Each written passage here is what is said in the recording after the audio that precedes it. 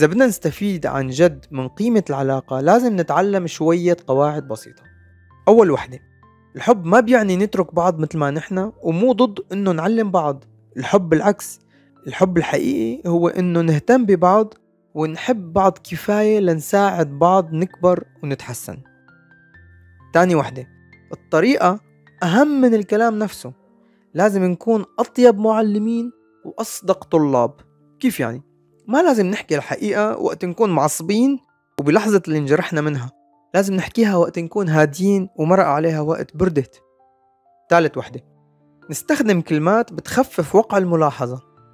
يمكن كذا كذا، بحس انه هيك او هيك، يمكن ما انتبهت انه هالشغلة الفلانية. يعني هيك نعطي رأينا بشكل كتير مع كلمات تخفف وقع هاي الملاحظة. مو انه انا وامي ومعالجتي النفسية كلياتنا متأكدين انك مجنون، لا هيك ما بصير. ليش؟ لانه الحقيقة العاطفية ما بتنسمع الا بمكان آمن.